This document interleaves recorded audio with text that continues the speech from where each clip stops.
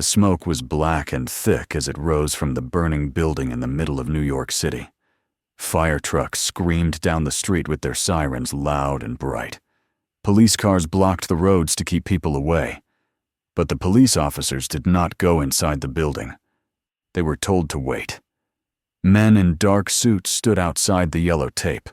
These men worked for Vought International. They were trying to hide the truth. They needed to clean up the mess before the news cameras arrived. But the truth was very hard to hide this time, because the mess was a pile of 50 dead bodies. Inside Vought Tower on the 99th floor, the mood was very bad. Ashley Barrett pulled at her hair and paced back and forth in front of a wall of huge screens. Her heart was beating very fast and her hands were shaking. She was scared. The screens showed the inside of the burning building from the security cameras that were still working. It was a total disaster. Walls were full of holes from bullets. Expensive furniture was broken into pieces. Water from the fire sprinklers rained down on the floor. The water on the ground was turning pink because it was mixing with so much blood. Ashley screamed at the people in the room to turn the sound off, but the alarm kept ringing. A team of Vought security guards had gone to that building to do a simple job. They were supposed to silence a witness who saw something bad. A minor hero named Blue Hawk had hurt someone he should not have hurt. The cleanup crew went to make sure nobody talked. They killed the witness. They also killed the dog belonging to the quiet man who lived next door. They thought it was just a dog. They thought the man was nobody. They were wrong. Now 50 of the best Vought soldiers were dead. They lay in piles in the hallway. They were not killed by heat vision or super strength. They were killed by bullets and pencils and bare hands. In the middle of the hallway lay the body of Blue Hawk. He was a superhero with super strength and very tough skin. He was supposed to be bulletproof against normal guns. But he was dead too.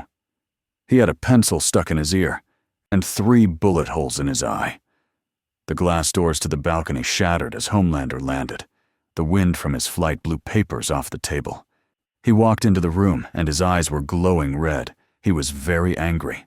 He looked at the screen and saw the dead hero. He laughed a little bit, but it was a cold and scary laugh. He asked who did this. He wanted to know which supervillain had crossed the border. He wanted to know if Billy Butcher had taken Compound 5. He could not believe that a normal person could kill a soup like Blue Hawk. It did not make sense to him. He grabbed a chair and crushed it with one hand. He demanded a name. Stan Edgar sat calmly at the head of the big table. He did not look scared of Homelander.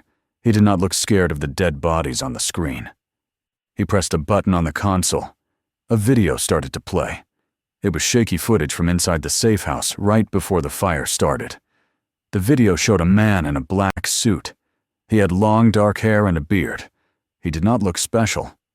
He held a simple pistol in his hand. He moved very fast. He did not run like a speedster. He moved smoothly like water. He grabbed a soldier and used him as a shield.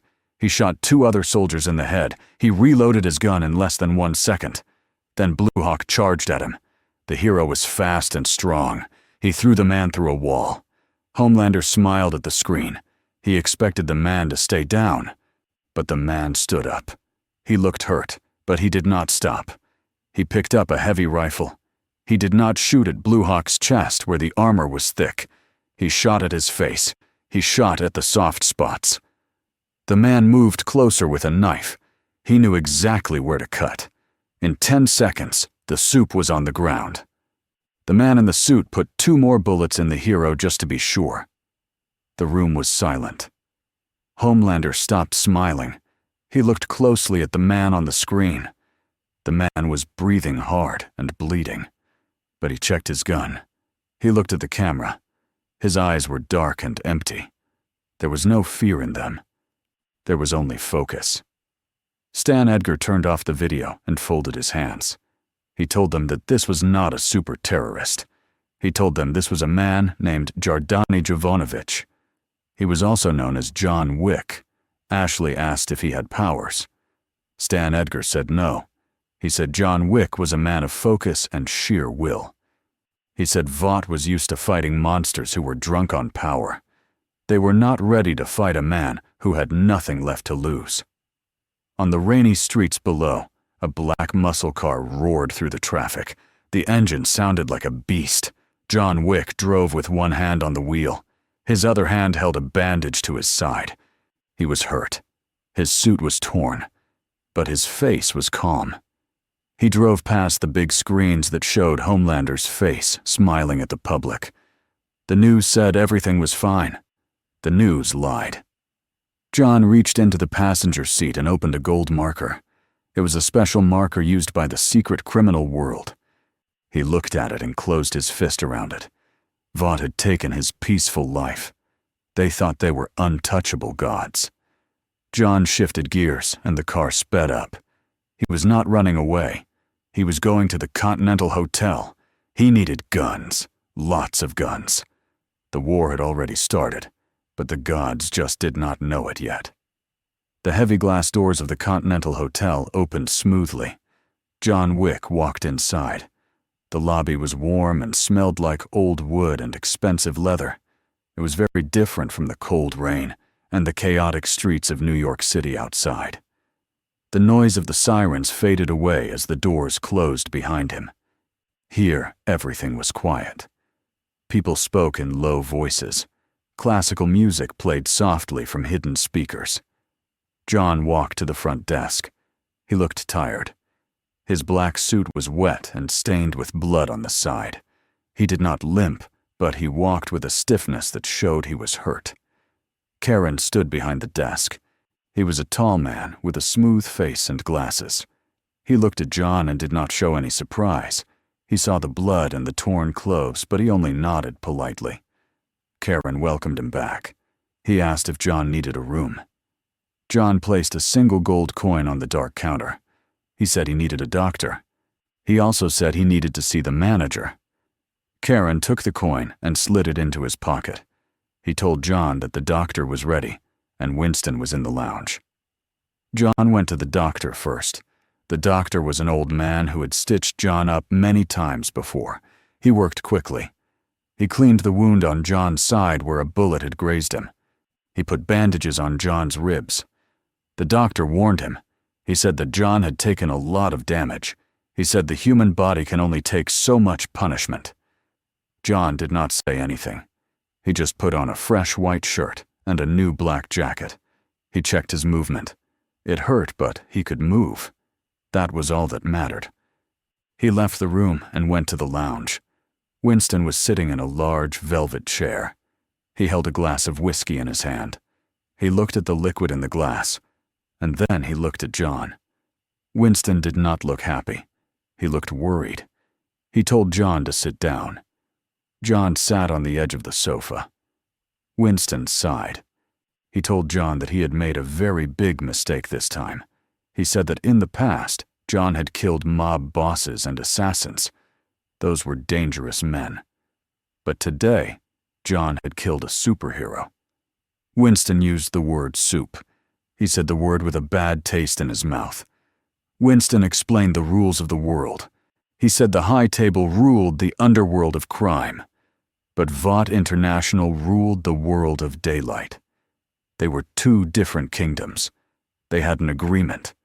The criminals stayed in the shadows, and the superheroes stayed in the light. They did not touch each other. If a soup caught a criminal, the police handled it. If a criminal saw a super, they ran away. But John had broken that rule. He had killed Blue Hawk. He had embarrassed Vought. Winston took a sip of his drink. He told John that Homelander was personally interested in this. He asked John if he knew who Homelander was. John nodded once. Everyone knew who Homelander was. His face was on every billboard and every TV channel. He was the strongest man on Earth. He could shoot lasers from his eyes. He could fly faster than a jet. He was a god. Winston leaned forward. He asked John how he planned to fight a god with a handgun. John looked at Winston with calm eyes. He said he would not just use a handgun. He said he would use everything. While John and Winston talked, a different conversation was happening in a dirty basement in Brooklyn. The room smelled like stale beer and cigarettes. The walls were covered with newspaper clippings and photos connected by red string. Billy Butcher sat on a broken couch. He was watching the news on a small TV. The news reporter was talking about a gas leak that caused an explosion. They showed pictures of the building where John Wick had killed the soldiers. They lied to the public. They said it was an accident. Butcher laughed a harsh laugh. He took a drink from a bottle of rum. He pointed at the screen. He told his team to look at the lies. Huey Campbell sat at a small table. He looked nervous. He asked Butcher what really happened. Frenchie was looking at a laptop. He was rewiring a remote control. He paused the video he had found on the dark web. It was the same video Stan Edgar had watched. Frenchie said it was beautiful. He admired the way the man in the suit moved. He said it was like a dance of death. Butcher stood up and walked to the laptop. He watched John Wick kill Blue Hawk again. He watched the pencil go into the ear. He watched the bullets hit the eye. Butcher smiled. It was not a nice smile. It was the smile of a predator who found a new weapon. He asked Frenchie who the man was. Frenchie typed on the keyboard. He pulled up a file. He said the name was John Wick. He read the file out loud. He said John was a retired hitman. He was called Baba Yaga. He was the man you sent to kill the boogeyman. Mother's Milk stood in the corner with his arms crossed. He looked serious. He warned Butcher. He said this John Wick guy was bad news. He was part of the Russian mob, or something worse. He was not a hero. Butcher shook his head. He said he did not need a hero. He needed a killer. He said they had spent years trying to find a way to hurt Soups. They used bombs and blackmail. But this man, John Wick, just used a pencil. Butcher saw an opportunity. He said the enemy of my enemy is my friend. He told the boys to pack their gear. They were going to pay a visit to the Continental Hotel. Back at the hotel, John went down to the basement. This was where the sommelier worked. The room was bright and clean. Guns were displayed on the walls like art in a museum. The sommelier was a man who knew everything about weapons. He greeted John warmly. He asked if John was working again. John said he was. The sommelier asked about the target. John said the target was varied. He said he needed something robust. He said he needed something precise. And he said he needed something that could penetrate high-density armor. The sommelier paused. He knew what that meant. He knew John was hunting Soups. The sommelier walked to a back shelf. He did not bring out the normal guns. He brought out a large black case. He opened it. Inside was a tactical shotgun with a drum magazine. He also brought out a customized pistol with a long barrel.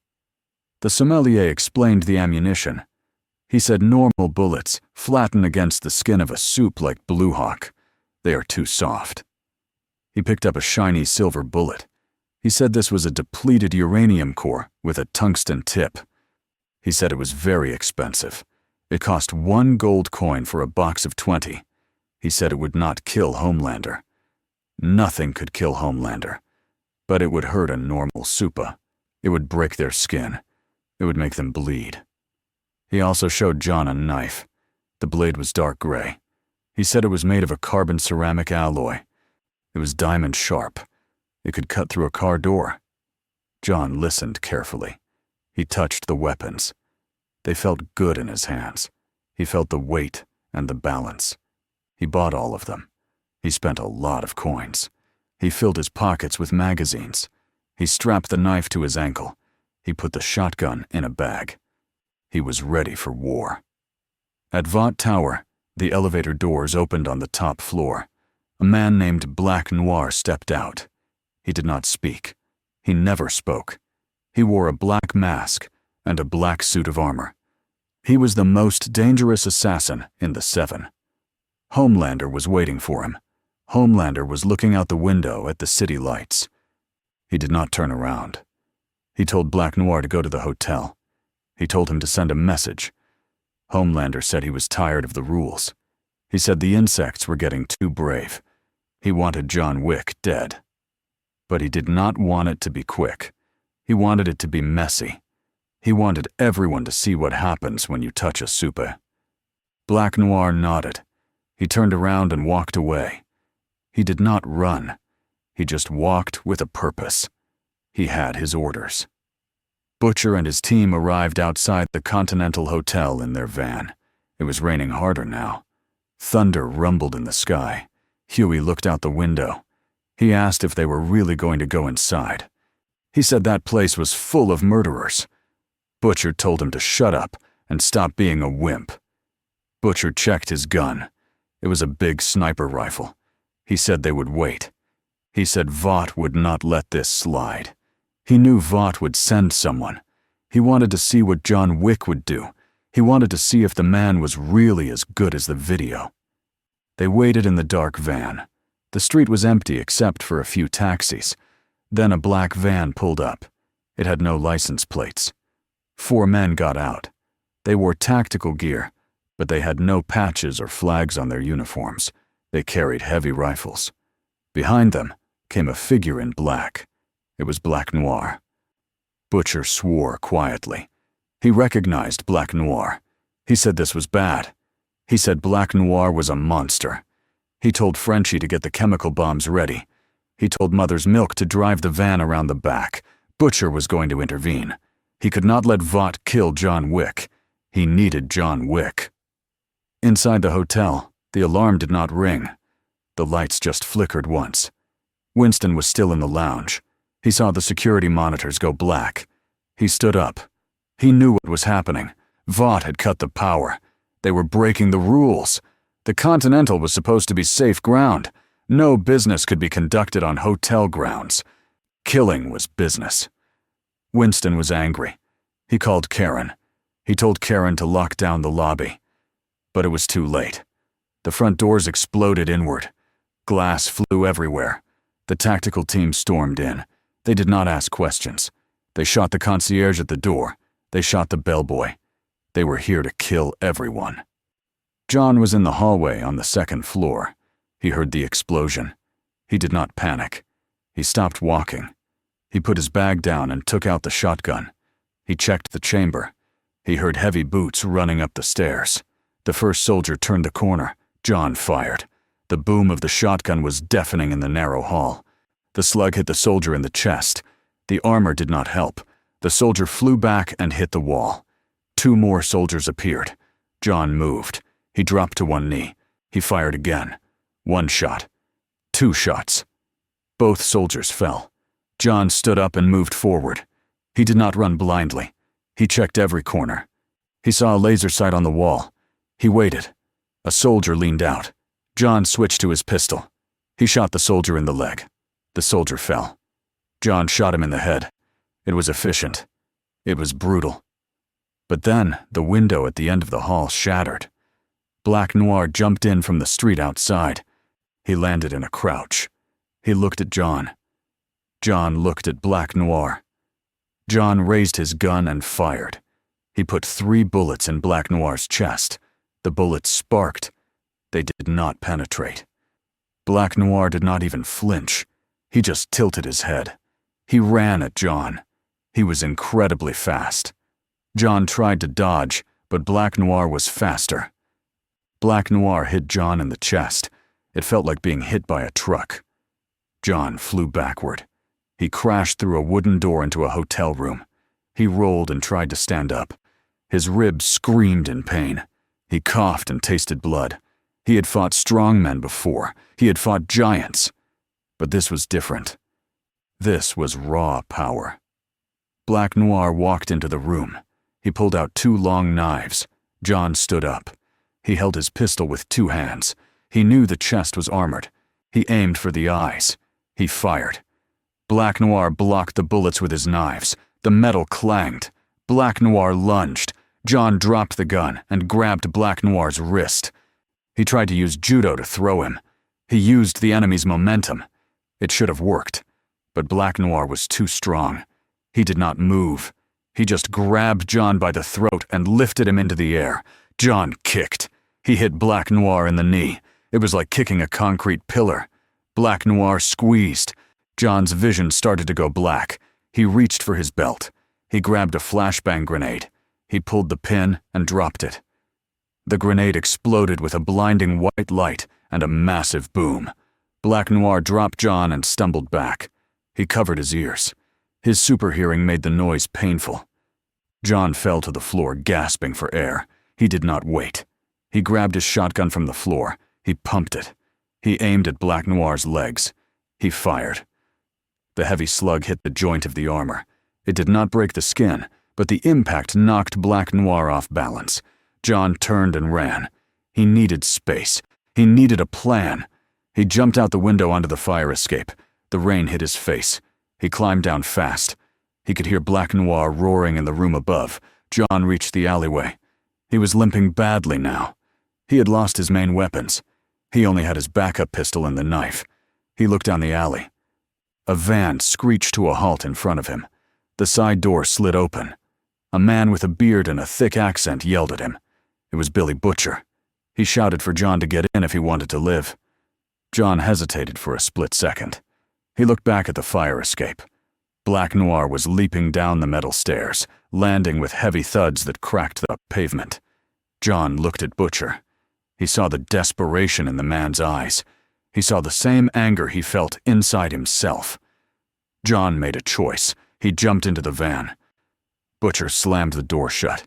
He yelled at Mother's Milk to drive. The van tires spun on the wet asphalt. They sped away just as Black Noir landed where the van had been. The soup threw a knife. It pierced the back door of the van and stuck in the metal wall right next to John's head. John looked at the knife. Then he looked at Butcher. The van bounced as it hit a pothole. Butcher grinned. He offered John a bottle of water. He said, "Welcome to the party." He said they had a lot to talk about.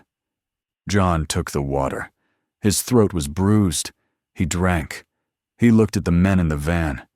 They looked like soldiers who had lost their army. They looked like him. The van disappeared into the night.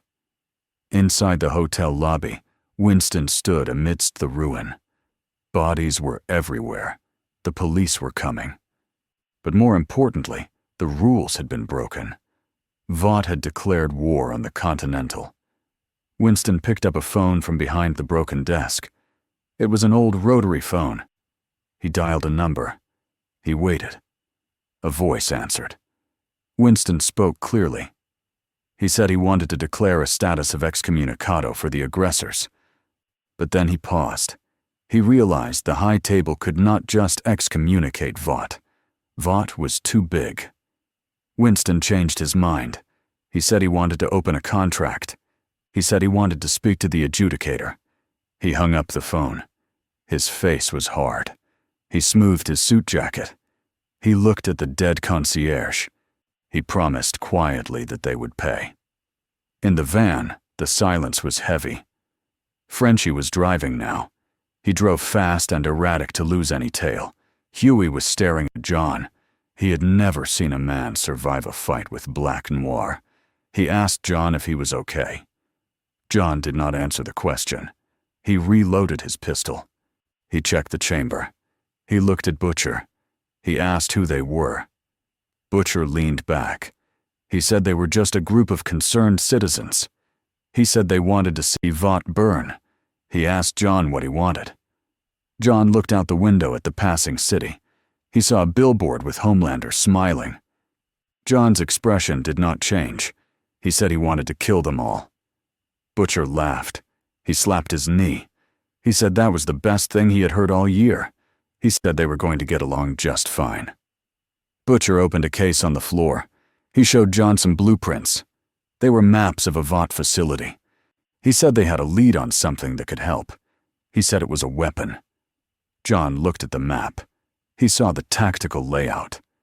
He pointed to a weak spot in the security perimeter. Butcher nodded. He saw that John knew his business. They began to plan. They did not know each other. They did not trust each other yet. But they had a common enemy. and in a war that was enough. The rain kept falling on the city, but the fire had already started. The first battle was over, but the war had just begun. John Wick had arrived, and the boys had a new weapon. A weapon that did not care about fame or money or power. A weapon that only wanted one thing: consequences. The basement was cold and smelled of damp concrete and old iron. John Wick stood at a rusted metal table. He was cleaning the shotgun he had taken from the Continental. His hands moved with a mechanical rhythm. Click, slide, snap. Every part was inspected. Every spring was tested. Across the room, Billy Butcher watched him. Butcher was not cleaning a gun. He was sharpening a crowbar. The television in the corner was turned down low. The screen showed the burning ruins of the Continental Hotel lobby. The news reporter said it was a gas leak. She said it was a tragic accident. Butcher spat on the floor. He said Vought was good at cleaning up messes.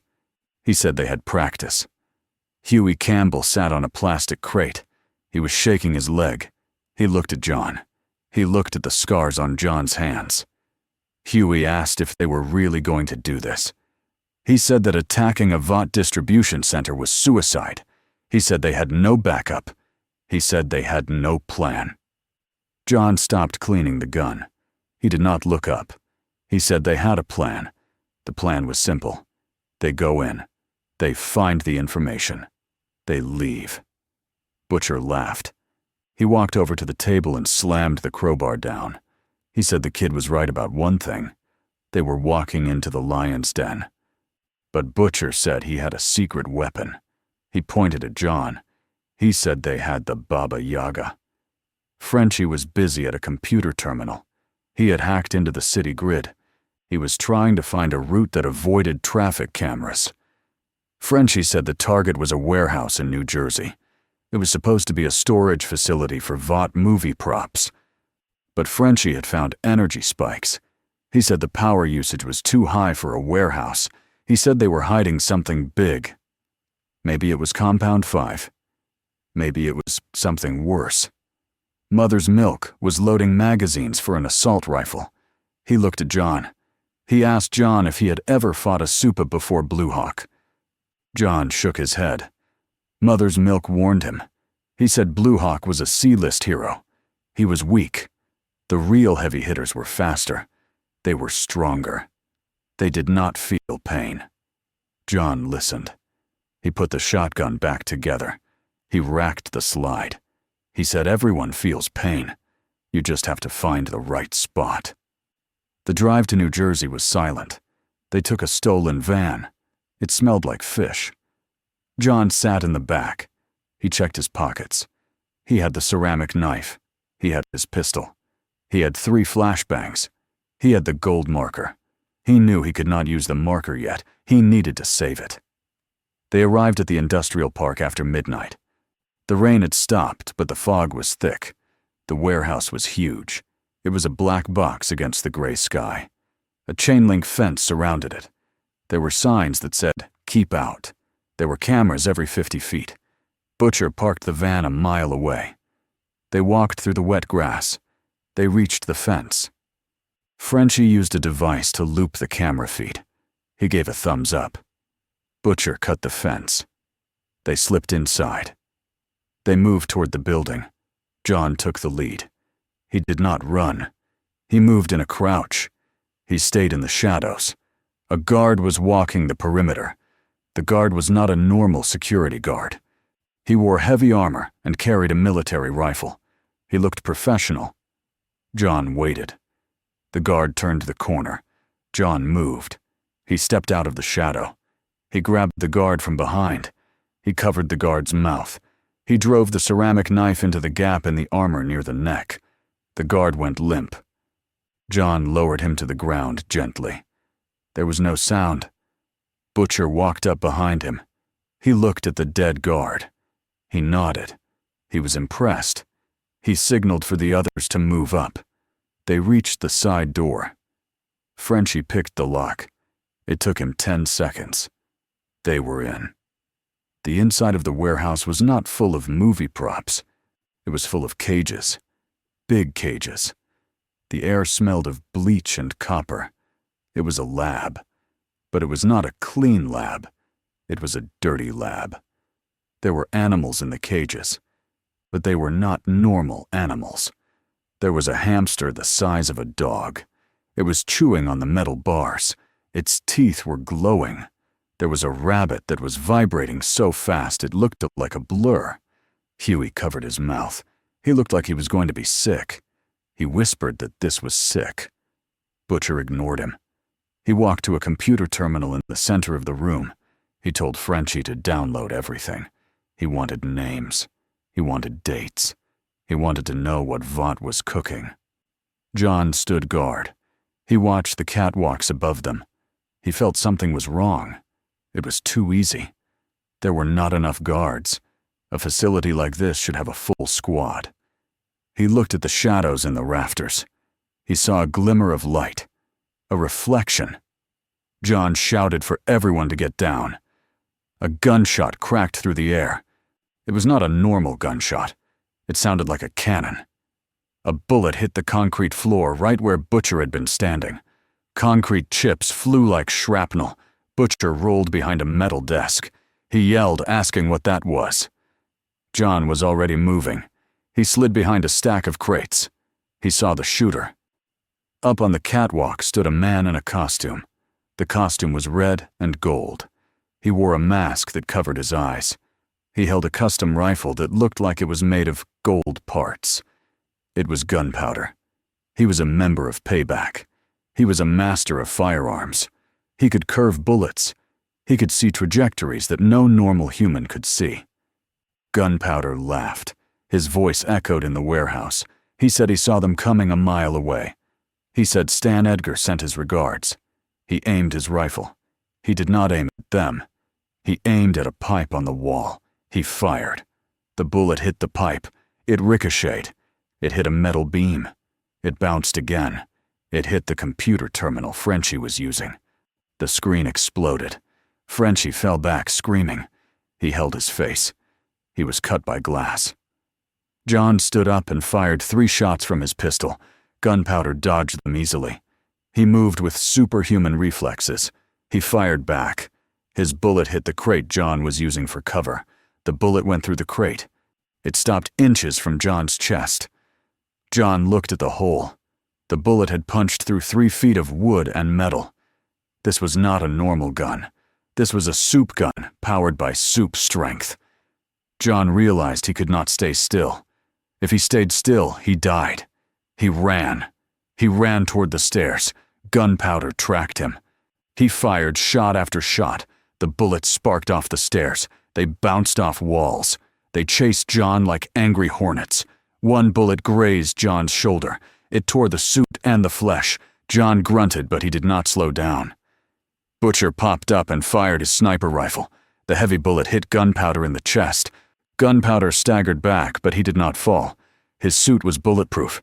He looked down at Butcher. He looked annoyed. He raised his hand. He did not use his rifle. He used a pistol from his belt. He fired without looking. The bullet hit Butcher's rifle and shattered the scope. Butcher cursed and dropped the weapon. Gunpowder was playing with them. He was a hunter, and they were the rabbits. But he had forgotten about the wolf. John reached the catwalk. He was on the same level as Gunpowder now. He switched to the shotgun. He charged. Gunpowder turned. He smiled. He thought he was faster. He raised his rifle. John did not shoot him. John shot the floor. The slug hit the metal grate under Gunpowder's feet. The grate was old and rusty. The impact broke the bolts. The section of the catwalk collapsed. Gunpowder lost his balance. He fell. But he was a soup. He twisted in the air. He landed on his feet on top of a cage. He looked up. He was angry now. He aimed at John's head. John jumped. He did not jump away. He jumped down. He fell 30 feet. He landed on top of Gunpowder. The impact smashed the cage. They both fell inside. The cage was full of straw. They rolled. Gunpowder was strong. He threw John off him like a rag doll. John hit the bars of the cage. His back cracked. Gunpowder stood up. He pulled a combat knife. He said playtime was over. He lunged. John sidestepped. He used a judo throw. He used Gunpowder's speed against him. He slammed Gunpowder face first into the metal bars. The bars bent. Gunpowder roared. He elbowed John in the ribs. John felt a rib snap. The pain was white-hot. But John did not stop. He grabbed a pencil from his pocket. It was a simple yellow pencil. Gunpowder turned around. He tried to grab John's throat. John ducked. He drove the pencil into Gunpowder's hand. He pinned the hand to the wooden post of the cage. Gunpowder screamed. He was not used to pain. He was not used to people fighting back. John pulled his ceramic knife. He cut the strap of Gunpowder's helmet. He kicked the helmet off. Gunpowder looked scared for the first time. He looked into John's eyes. He saw death. John raised the knife. He was going to end it. But then the warehouse shook. A siren began to wail. A red light started flashing. A robotic voice spoke over the intercom. It said, "Containment breach." It said, "Self-destruct initiated." Butcher yelled from the floor. He said they had to go. He said the whole place was rigged. John looked at Gunpowder. Gunpowder was laughing again. He was bleeding, but he was laughing. He said they were all dead. He said Vought does not leave loose ends. John made a choice. He pulled the pencil out. He kicked Gunpowder in the face. The soup was knocked out. John grabbed a set of keys from Gunpowder's belt. He ran to the cage door. He unlocked it. He jumped out. He ran to Frenchie and Huey. Frenchie was bleeding, but he could walk. Huey was helping him. Butcher was already at the door. He was shooting at the lock. They ran out into the night. They ran as fast as they could. They reached the fence. They dove through the hole. They ran to the van. Butcher started the engine. He floored the gas pedal. The van spun in the mud. It gained traction. They sped away. Behind them, the warehouse exploded. It was not a fire explosion. It was a blue explosion. It was a wave of pure energy. It disintegrated the building. It disintegrated the trees. The shockwave hit the van. The van was lifted off the ground. It flipped over. It rolled once, twice.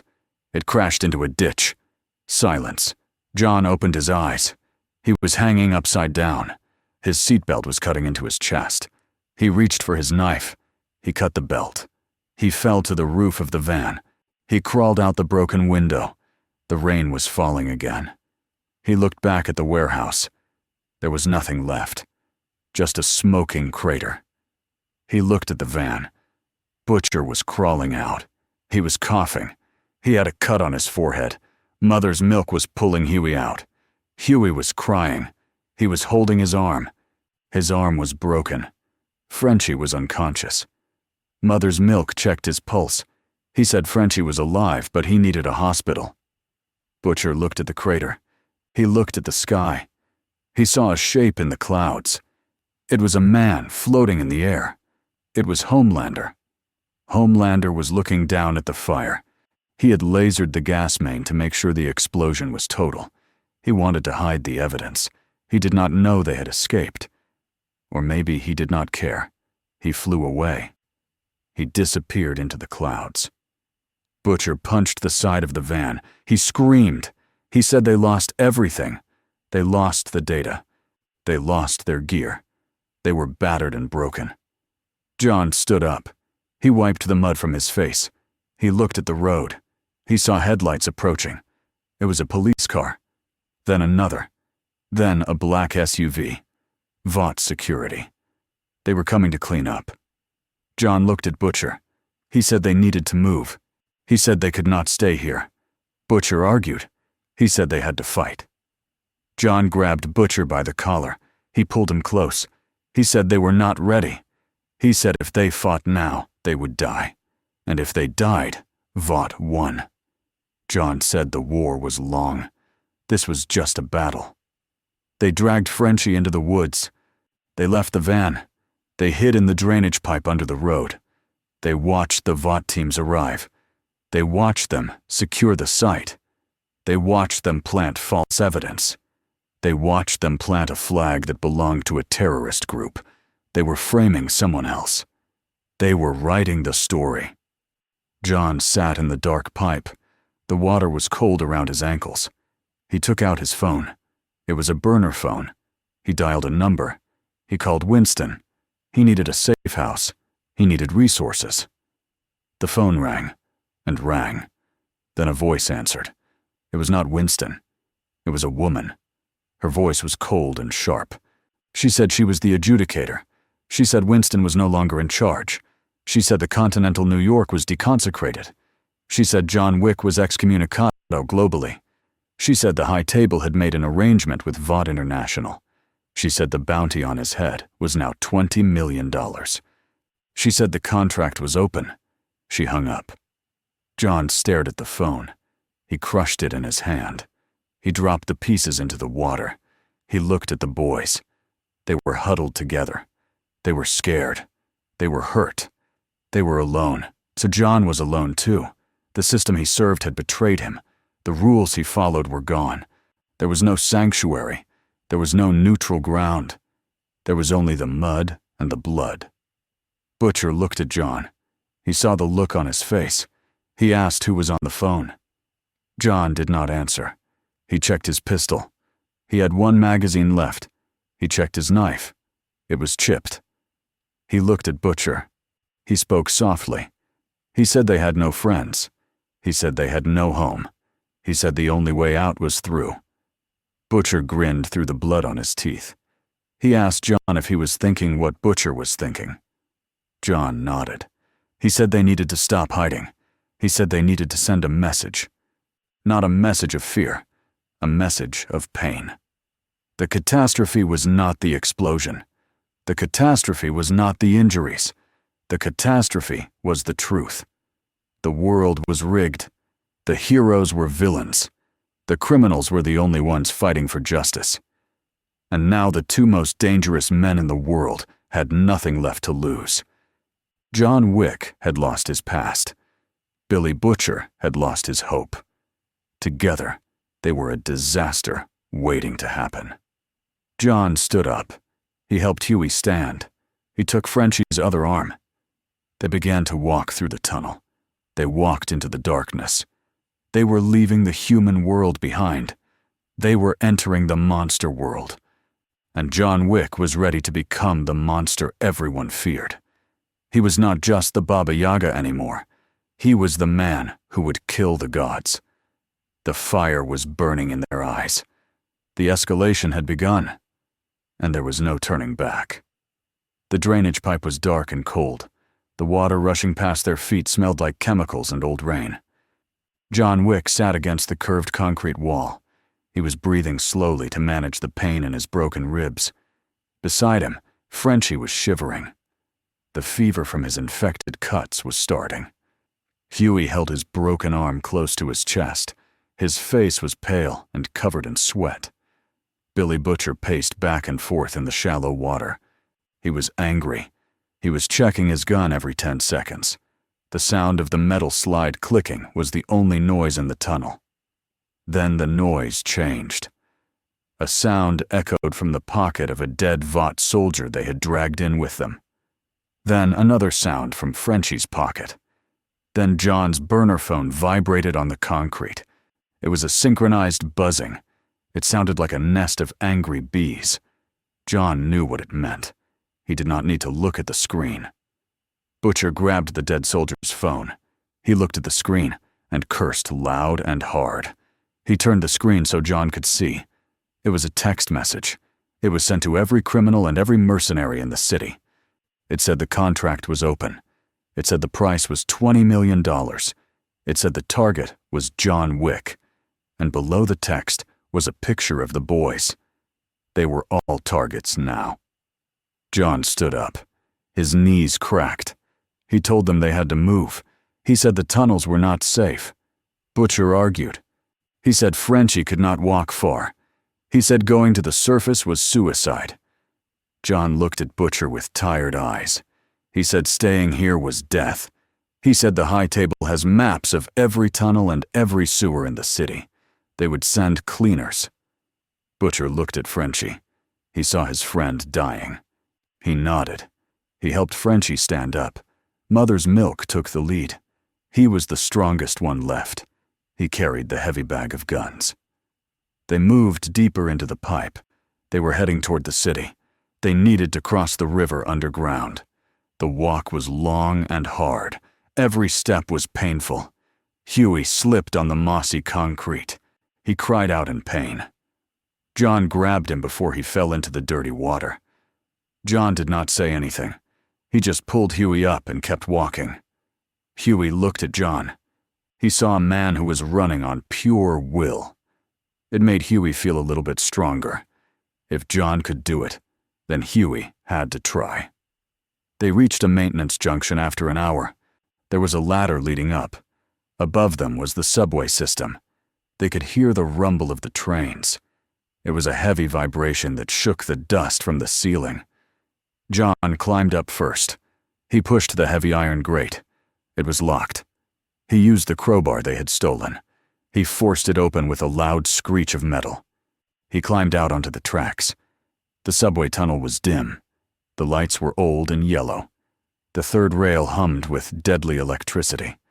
John signaled for the others to come up. They walked along the service path next to the tracks.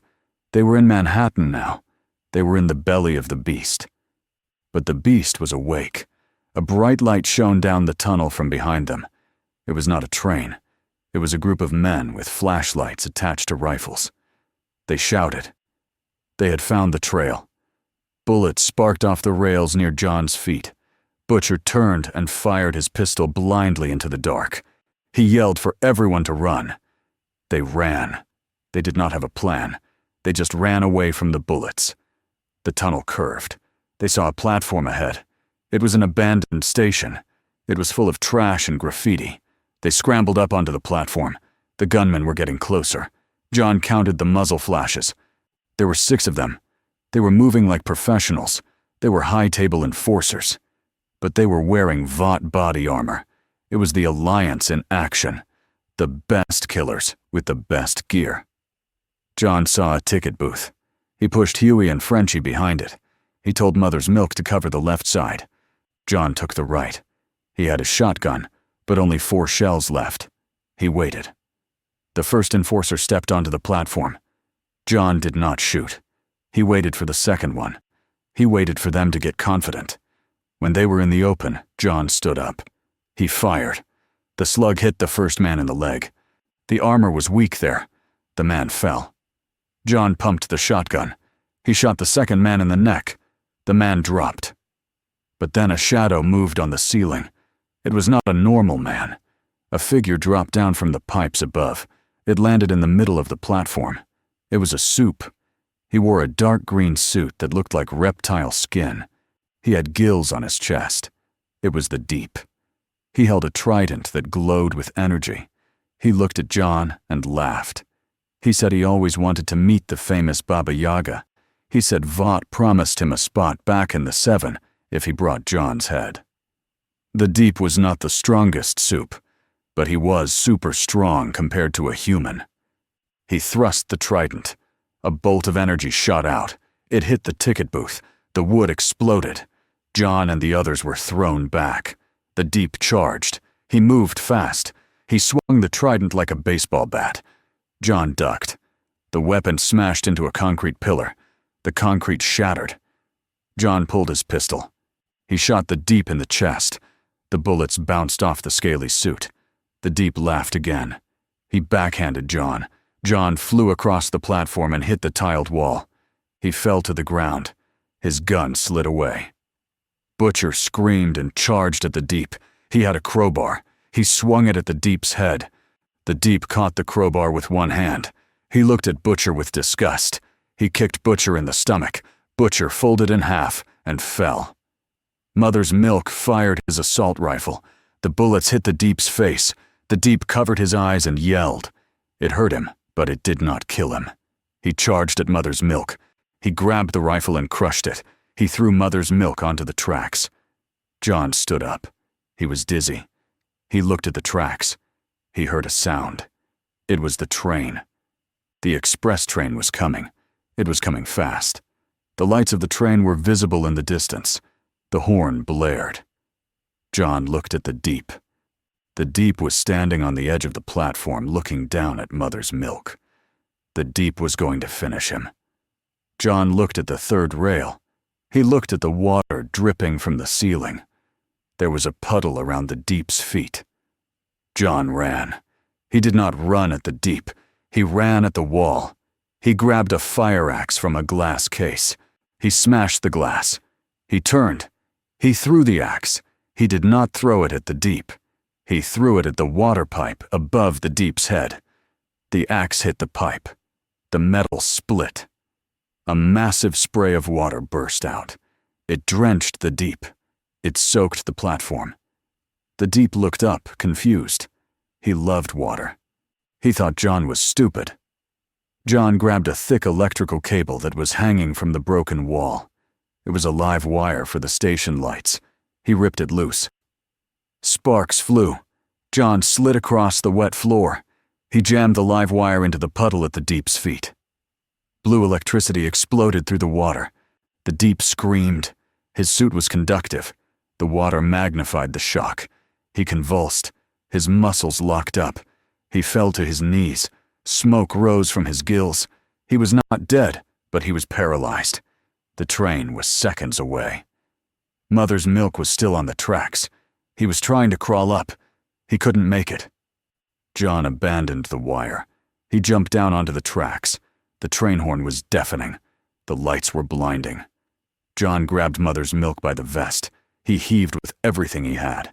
He threw Mother's Milk onto the platform. Then John tried to jump, but his leg slipped. The train was there. A hand grabbed John's collar. It was Butcher. Butcher pulled. Huey pulled too. They dragged John up just as the train roared past. The wind from the train hit them like a hammer. They lay on the dirty floor, breathing hard. The Deep was gone. He had fallen onto the tracks when the shock hit him. The train had hit him. They didn't see it, but they heard the thud. Even a soup could not stop a speeding subway train without bracing. He was probably alive because he was durable, but he was gone for now. They did not stay to check. They gathered their gear. They ran up the stairs to the street. It was night in New York City. The rain was heavy. It washed the blood off their faces. They were in the Bowery district. It was a rough neighborhood. The buildings were old. Homeless people warmed their hands over trash can fires. John looked around. He saw a man feeding pigeons in the rain. The man looked at John. He nodded. He pointed to a dark alley. John led the team into the alley. They came to a steel door. John knocked. A rhythm. 1 knock. 2 quick knocks. 1 heavy knock. A slot opened. Eyes looked out. The door opened. They stepped inside. It was a boiler room. It was hot. Pipes hissed steam. Sitting on a throne made of old car parts and velvet cushions was a large man. He held a pigeon in his hands. He had scars on his face. It was the Bowery King. The Bowery King looked at John. He laughed. It was a deep, booming laugh. He said John looked terrible. He said John looked like something the cat dragged in and then ate and then threw up. John did not smile. He asked for sanctuary. He presented the gold marker, but not the one he used before. This was a different marker. It was old and stained. The Bowery King looked at the marker. He looked at Butcher and the others. He asked who the strays were. John said they were allies. The Bowery King scoffed. He said allies were just people who hadn't betrayed you yet. He stood up and walked to a map on the wall. The map showed the city, but it had red lights everywhere. The king explained the situation. He said the world had changed while John was retired. He said the High Table had made a deal with Vought. He said it was a merger of management. The High Table gave Vought access to the underworld networks. Vought gave the High Table access to Compound Vive. The king pointed to a photo on the table. It showed a vial of blue liquid, but it was darker than normal V. The king said they were making a new drug. They called it Compound V Dark. It was not for making heroes. It was for making killers. It gave temporary super speed and super reflexes. It wore off in an hour. But for that hour, a normal assassin became a demigod. He said Vought was giving this to the top enforcers. He said the men chasing John earlier were just the scouts. The real hit squads were taking the drug right now. They would be faster than John. They would be stronger. Butcher listened. His eyes went wide. This was his nightmare. Soups were bad enough. Now there were millions of trained killers who could become temp soups. Butcher slammed his fist on a table. He said they had to burn it all down. He said they had to find the lab. The Bowery King shook his head. He said the lab was not the priority. He said he had information that was worth more than gold. He said his pigeons saw everything. He said he knew where Stan Edgar kept his personal files. He said there was a file called the Black Box. It contained the weaknesses of the Seven. The real weaknesses. Not the fake ones like kryptonite. It had the psychological triggers. The physical defects. The things that could kill Homelander. John asked where it was. The king smiled a dangerous smile. He said it was in the most secure place on Earth. It was in the penthouse of Vought Tower. It was in Homelander's own bedroom. Stan Edgar had hidden it there because it was the one place nobody would dare to look. It was a suicide mission. John looked at his team. Frenchie was getting his wound stitched by one of the king's doctors. Huey was drinking hot soup. They were broken. They could not fight an army of V-powered assassins. They needed an edge. John looked at the vial of V-Dark on the table. He asked the king if he had any. The king nodded. He opened a safe. He took out 4 vials. He placed them on the table. The king said it was a gift. He said he hated Vought. He hated how they bought his city. He wanted to see them bleed. But he warned John. He said the drug had a cost.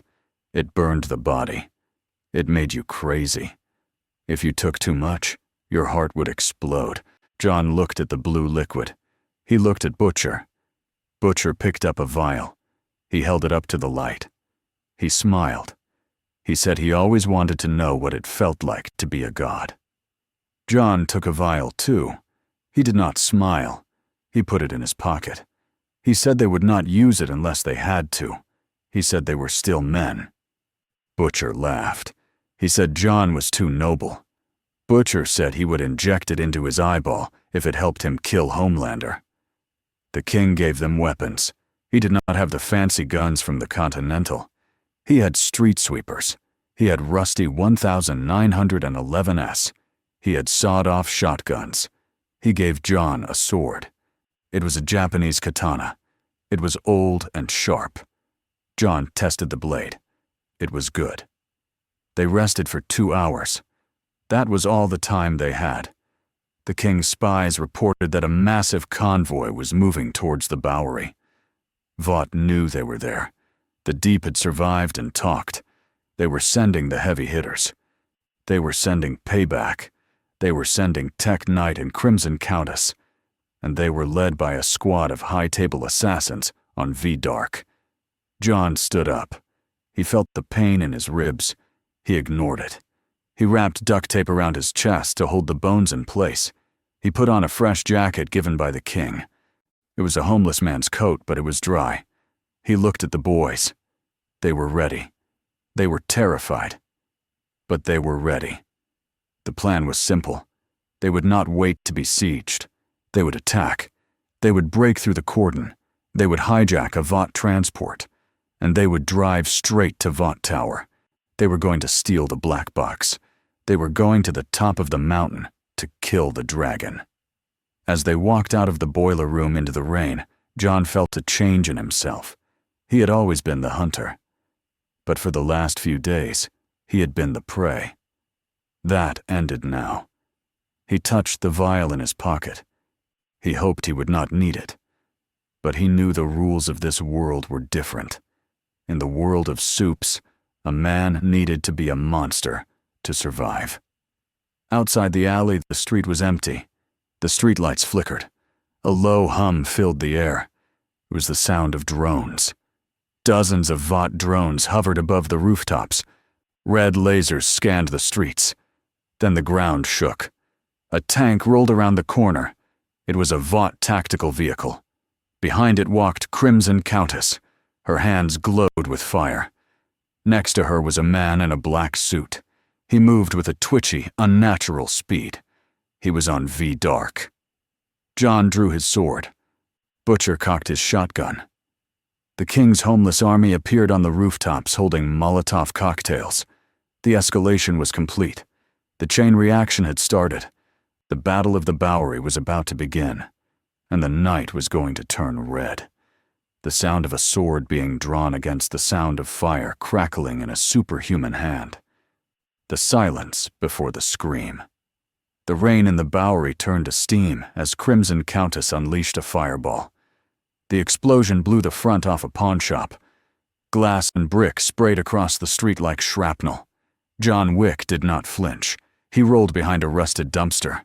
The heat singed the hair on his arms. He gripped the katana the Bowery King had given him. He checked the reflection in the wet steel. He saw the V-Dark assassin moving. The man was a blur. He was moving faster than humanly possible. He was running along the walls like a spider.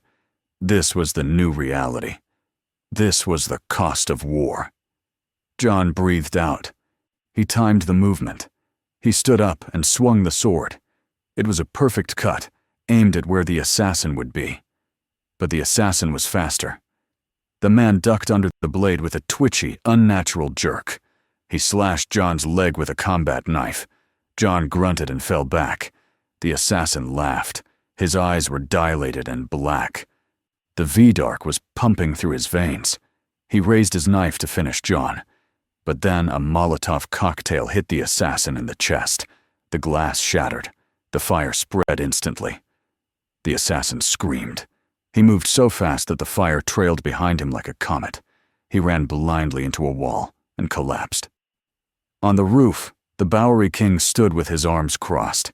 His homeless soldiers were raining fire down on the Vought convoy. They used slingshots with ball bearings. They used fireworks. They used the city itself as a weapon. But it was not enough. The tank rotated its turret. It aimed at the rooftop. A massive boom echoed through the district. The corner of the building disintegrated. The king's throne room was gone. Dust covered everything. Billy Butcher was in the street. He was firing his shotgun at Crimson Countess. The pellets bounced off her energy shield. She looked bored. She raised her hand to burn him to ash. Butcher looked at the vial of V-Dark in his hand. He looked at Huey, who was cowering behind a car. He looked at Frenchie, who was trying to hotwire a truck with one good hand. Butcher made a choice. He popped the cork. He drank the blue liquid. He grimaced. It tasted like battery acid and copper. For a second, nothing happened. Then Butcher's veins turned blue. His eyes went wide. He felt his heart stop and then restart like a jackhammer. The world slowed down. He saw the fireball leaving Crimson Countess's hand. It looked like it was moving through syrup. Butcher laughed. It was a wild, manic laugh. He dropped the shotgun. He ran. He did not run like a man. He ran like a missile. He closed the distance in a blink. He tackled Crimson Countess. The impact cracked the asphalt. Her shield shattered. Butcher punched her. He felt her nose break. He punched her again. He felt the power surging through him. It was intoxicating. It was addictive. He wanted to kill her. He wanted to kill everyone. John saw Butcher losing control. He saw the madness. But he also saw the opening. The tank was exposed. The infantry was distracted by the superpowered Englishmen beating their hero into the ground. John sheathed his sword. He ran to the Vought transport truck. Frenchie had the engine running.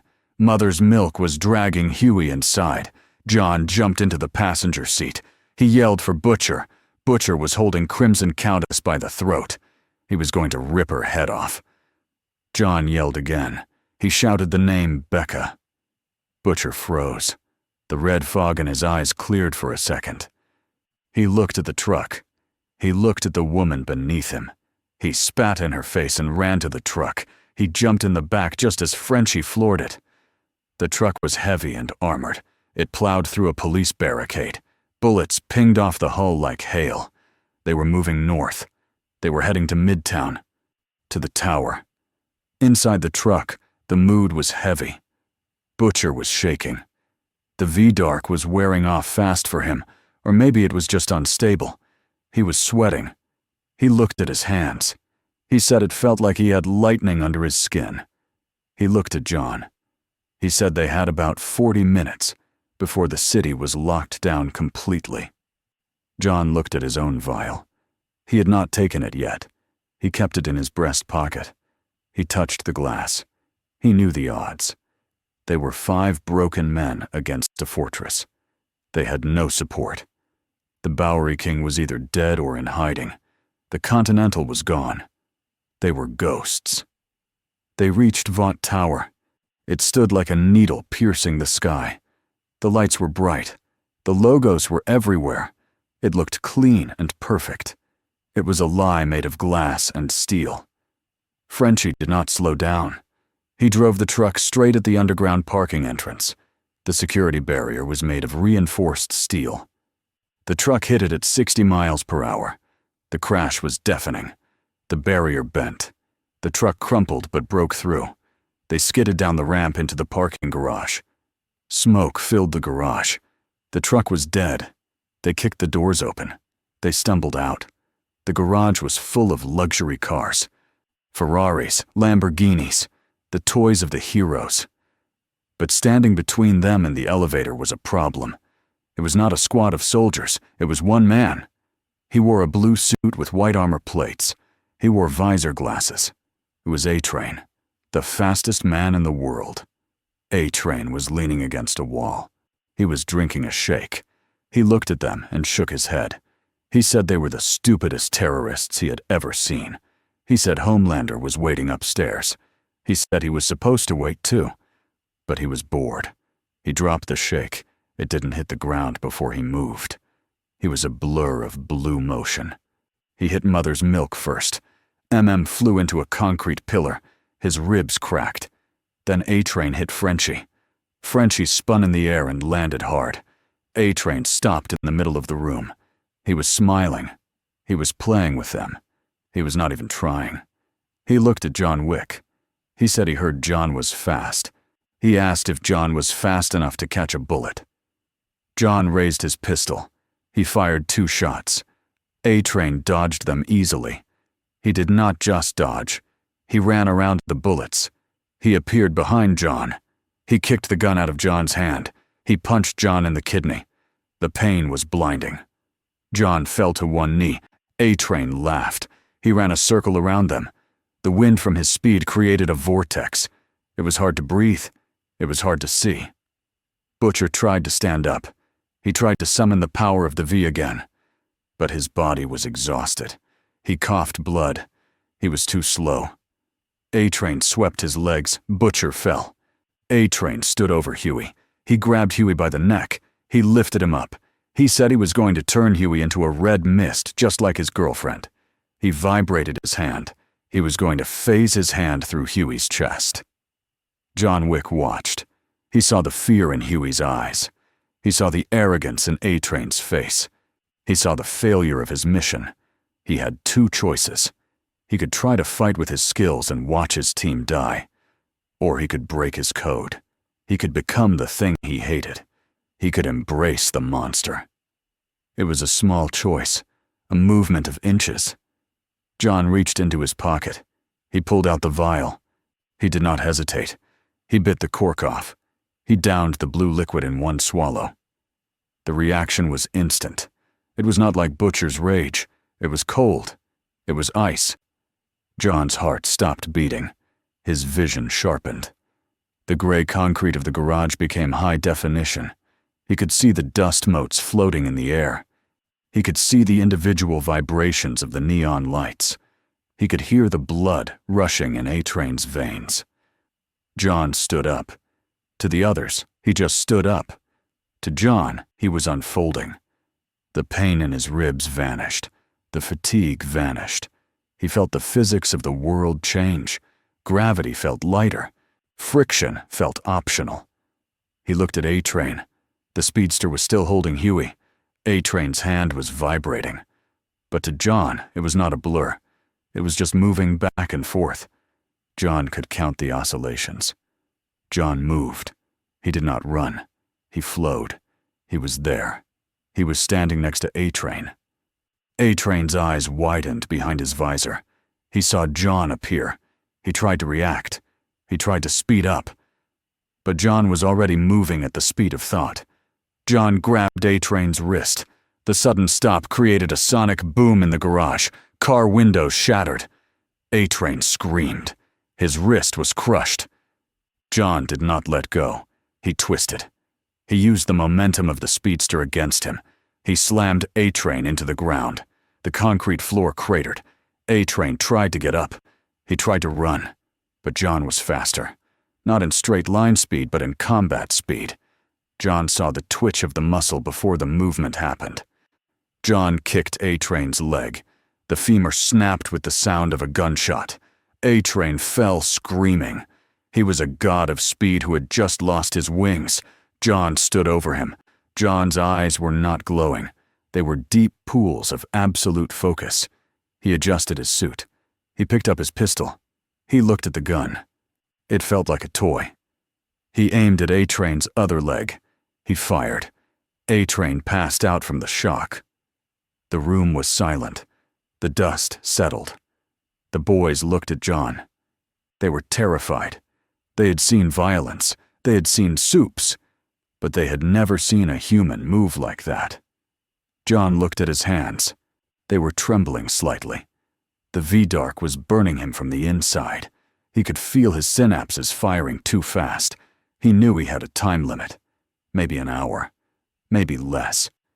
Before his heart exploded. He looked at Butcher. He spoke.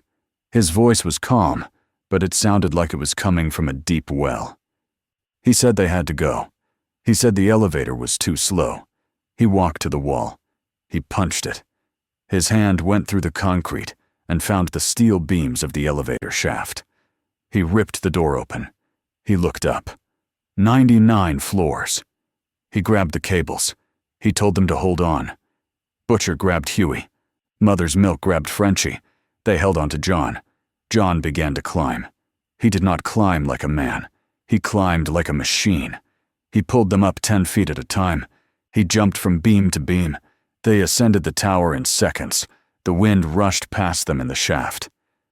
They reached the 99th floor. John kicked the doors open from the inside. They tumbled out into the penthouse. It was a massive space. Floor-to-ceiling windows looked out over the city. The carpet was white. There was a grand piano. There were paintings of Homelander everywhere. It was a shrine to a narcissist. They fanned out. They were looking for the black box. Butcher went to the desk. He smashed the drawers. Nothing. Frenchie scanned the walls with a device. He found a hidden safe behind a painting of Homelander holding the American flag. Frenchie started to work on the lock. His hands were shaking. He said it was a biometric lock. It needed a fingerprint. Or a retina. John stood by the window. He was watching the sky. He could feel the V coursing through him. He felt powerful. But he also felt hollow. He knew this power was unearned. It was a cheat. And in his world, cheats always paid a price. Frenchie cursed. He said he couldn't open it. The encryption was too high. They needed the key. Butcher looked around. He grabbed a bust of Homelander and smashed it against the safe. It didn't scratch the metal. They were so close. The secrets of the gods were inches away. Then the air pressure in the room changed. The glass windows began to vibrate. A low hum filled the room. It was a sound they all knew. It was the sound of flight. John turned around. Homelander floated outside the window. He was not smiling. His cape flapped in the wind. His eyes were glowing red. He looked at the broken elevator doors. He looked at A-Train's blood on John's hands. He looked at the safe. He drifted forward and the glass melted away from his heat vision. He stepped into the room. He did not scream. He did not attack. He walked to the bar and poured a drink. He looked at John Wick. He took a sip of milk from a crystal glass. He asked John how it tasted. He asked how it felt to be special. He said he could smell the V in John's blood. He said it smelled like desperation. John did not answer. He stepped between Homelander and the boys. He held his katana in one hand and his pistol in the other. He knew the gun was useless. He knew the sword was just metal. But with the V, he might have a chance. A small chance. Homelander laughed. He said this was poetic. The man who killed for a dog was now trying to kill a god. He put the glass down. He said he was going to enjoy this. He said he was going to peel John apart layer by layer to see what made him tick. Butcher stepped up beside John. He had a crowbar. He was barely standing. He told Homelander to shut his mouth. Homelander looked at Butcher with pity. He said Butcher was broken. He said the game was over. Then a noise came from the safe. A click. Frenchie had bypassed the lock. He hadn't used a hack. He had used the fingerprint from the bust Butcher smashed. It had Stan Edgar's print on it. The safe door swung open. Inside was a single black book. It was old. It was leather. Homelander's face changed. The arrogance vanished. True fear flickered in his eyes. He knew what was in that book. He lunged. He moved at super speed. He was going to turn Frenchie into paste. But John Wick moved too. The V-Dark gave him the reaction time he needed. He intercepted Homelander. He did not block. You cannot block a freight train. He parried. He used the katana to deflect Homelander's arm. The blade shattered into 1,000 pieces. But it diverted the blow. Homelander missed Frenchie and hit the wall. The entire top of the building shook. The wall exploded outward. John was thrown back by the shockwave. He rolled and landed on his feet. His hands were bleeding. The impact had nearly shattered his arms even with the V. Homelander turned around. He was angry now. Truly angry. His eyes lit up the room with red light. John yelled at Butcher. He told him to take the book and run. He told him to jump. Butcher looked at the window. It was a 1,000-foot drop. He looked at John. John nodded. He was not asking. He was commanding. Butcher grabbed the book. He grabbed Frenchie and Huey. They ran to the edge. They had parachutes. They had stolen them from the garage. They jumped into the night. Homelander screamed. He tried to fly after them, but John Wick was there. John jumped onto Homelander's back. He wrapped his legs around Homelander's torso. He used his belt as a garrote. He pulled. It was a futile gesture. A man strangling a hurricane. But the V gave him the strength to hold on. Homelander flew up. He smashed John into the ceiling. He smashed him into the floor. He flew out of the building and spun in the air. He tried to shake the flea off. But the flea was the Baba Yaga, and the flea was high on Compound V. They fought in the air above New York City. A dark night and a false god. They crashed through a billboard. They crashed through a water tower. John was taking damage. His bones were cracking. The V was the only thing keeping him conscious. He was buying time. Every second he held on was a second. Butcher got further away with the book. Homelander roared. He grabbed John and threw him. John fell. He fell from the clouds. The wind roared in his ears. He saw the city lights spinning below him. The V was fading. The pain was returning. He had made the choice. He had paid the cost. He crashed into the East River. The water hit him like concrete. Darkness took him. Back in the penthouse, the room was empty. The safe was open. The book was gone. Homelander floated in the air above the river. He scanned the water with his X-ray vision. He saw nothing but silt and blood. He screamed. A scream of pure rage that shattered windows for 10 blocks. He had lost the black box. And the man who stole it was still alive. The war had shifted. The secret was out. The boys had the weapon. And somewhere in the dark water, John Wick was drifting. Broken. Battered. But not dead. Never dead. The small choice to take the V had saved the mission, but the outcome was a world that was now terrified of what came next. The escalation was over. Now came the annihilation. The water of the East River was black and freezing. John Wick dragged his body onto the mud of the riverbank under the Brooklyn Bridge. He coughed up water. His lungs burned.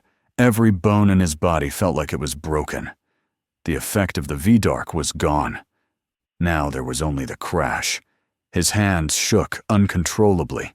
His heart beat with an irregular rhythm.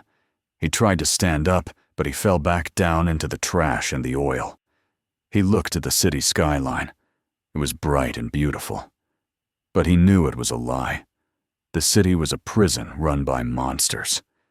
A shadow fell over him. He reached for his knife, but his fingers were too numb to grab it. A pair of worn leather boots stopped in front of his face. He looked up. It was the Bowery King. The king held a large umbrella. He looked down at John with a mixture of pity and respect. He told his men to pick John up. He said the devil was not ready to die yet. They took John to a new safe house. It was deep underground in an old subway tunnel that had been forgotten since the 1940s.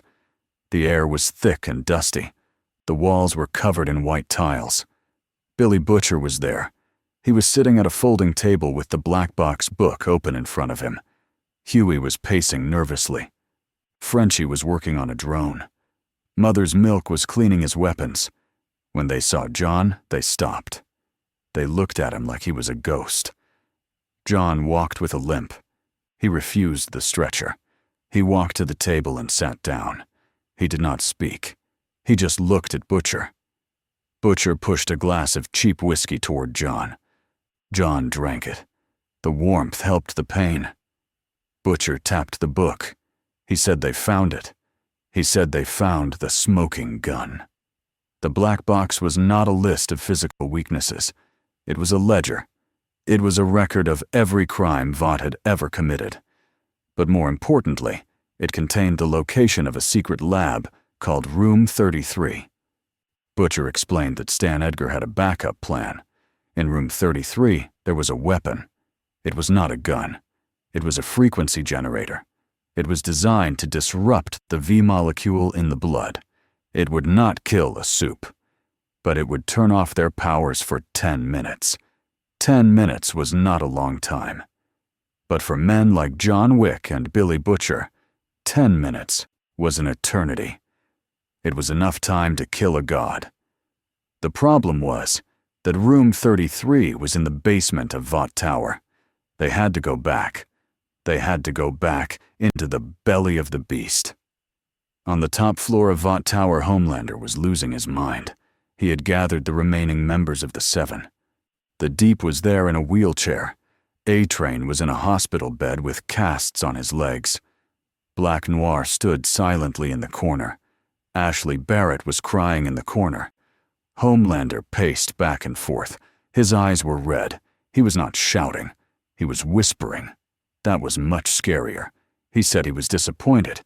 He said they were supposed to be the best. He said a man with a dog and a pencil had embarrassed them. He looked at the city below. He said the people were laughing at them. He could hear it with his super hearing.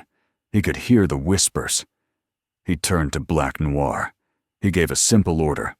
He said, "Kill everyone." He said, "Find John Wick and burn the city down until he is found." He said if the people want a villain, he would give them a villain. He declared martial law.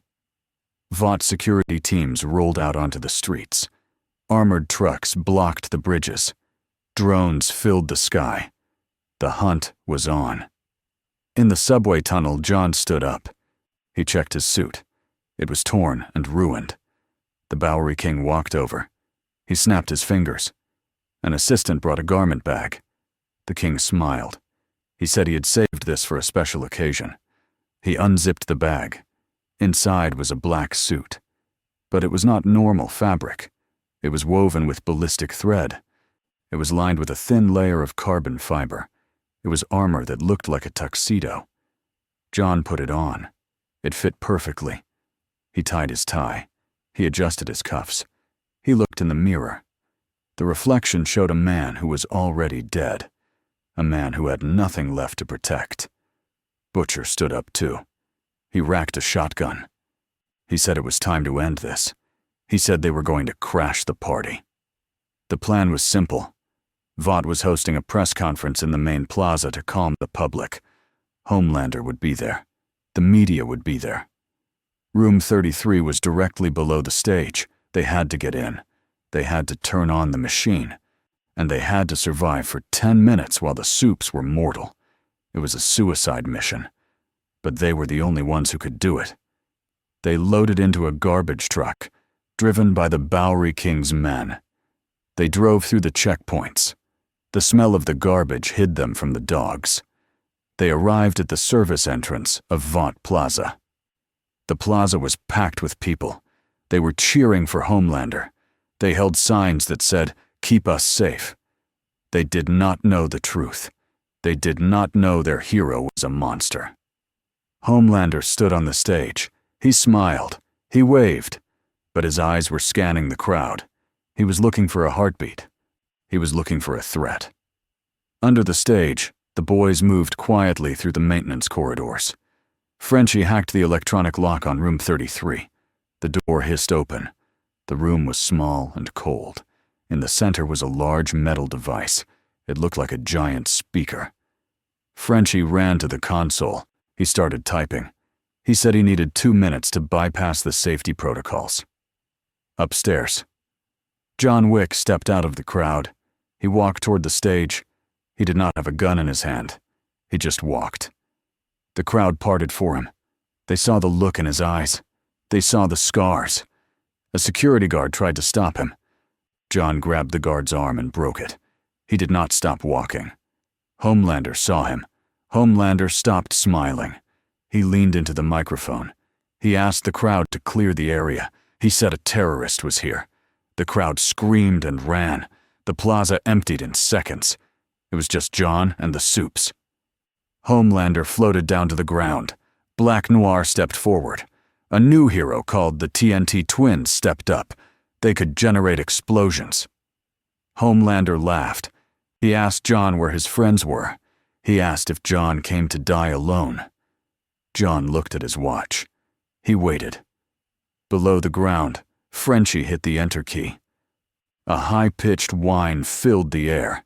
It was a sound that humans could not hear. But the Supes heard it. Homelander grabbed his head. He screamed. He fell to his knees. The TNT Twins collapsed. Black Noir stumbled. The machine was working. Their powers were fading. Butcher kicked open the service door behind the stage. He walked out with a crowbar in one hand and a heavy machine gun in the other. Mother's Milk and Huey followed him. They opened fire. The bullets did not bounce off. They hit flesh. The TNT Twins were cut down instantly. They were just normal humans now. They died surprised. Black Noir tried to run. He was still fast, but he was not super fast. John Wick moved. He drew his pistol. He fired 3 shots. They hit Black Noir in the chest. Black Noir grunted. He pulled his knives. John holstered his gun. He pulled his katana. He walked toward Black Noir. This was the rematch. Black Noir swung his knife. John blocked it with his sword. The steel sparked. John was technically better. He was a master of technique. Black Noir relied on power. Without Tantower, he was just a man in a suit. John parried a thrust. He slashed Black Noir's leg. Black Noir fell. John stepped in. He drove the sword through Black Noir's shoulder. He pinned him to the ground. He looked at the mask. He did not kill him. He turned his attention to the real target. Homelander was crawling on the ground. He was bleeding from his nose. The frequency was tearing his biology apart. He looked at his hands. He tried to shoot lasers from his eyes. Nothing happened. Just a puff of smoke. He looked at Butcher. Butcher stood over him. Butcher was smiling. It was a cruel smile. He aimed the machine gun at Homelander's head. He said this was for Becca. He pulled the trigger. Click. The gun jammed. Butcher cursed. He threw the gun away. He pulled out a knife. He jumped on Homelander. They rolled on the ground. It was a messy fight. 2 grown men punching and biting. Homelander was strong even without powers. He was big. He punched Butcher in the face. Butcher spat blood and headbutted him. They were animals. John looked at the timer on his watch. 5 minutes left. He saw movement in the sky. Vought helicopters were arriving. They were not soups. They were soldiers. They had snipers. John picked up a rifle from a dead guard. He aimed at the helicopters. He fired. He shot the pilot of the lead chopper. It spun out of control and crashed into the Vought logo on the building. The logo fell. The giant letter V crashed down onto the stage. It blocked the soldiers from landing. Butcher had his hands around Homelander's throat. He was squeezing.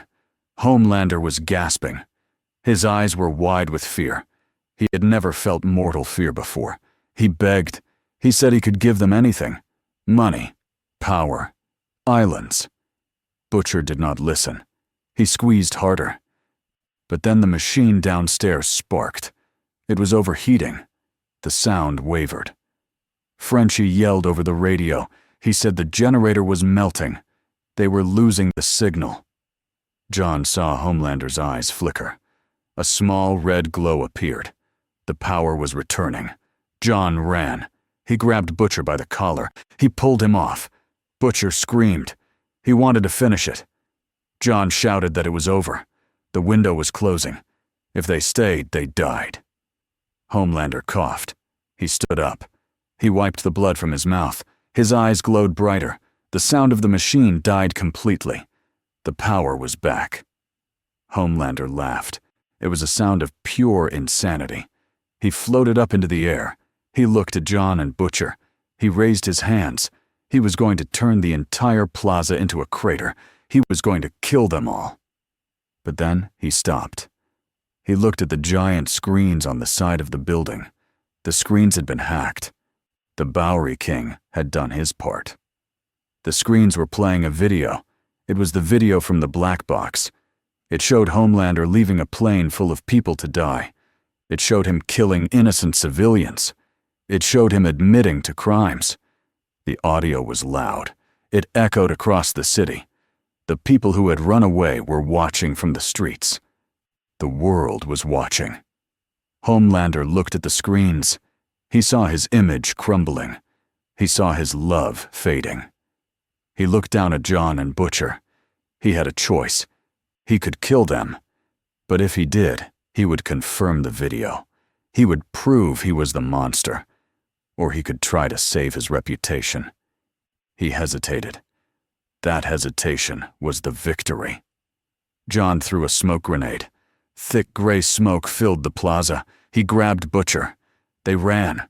They ran to the subway entrance. Mother's Milk and Frenchie were already there. They dove down the stairs. Behind them, Homelander screamed. He lasered the screen. He destroyed the evidence. But it was too late. The internet had it. The world had it. They ran through the tunnels.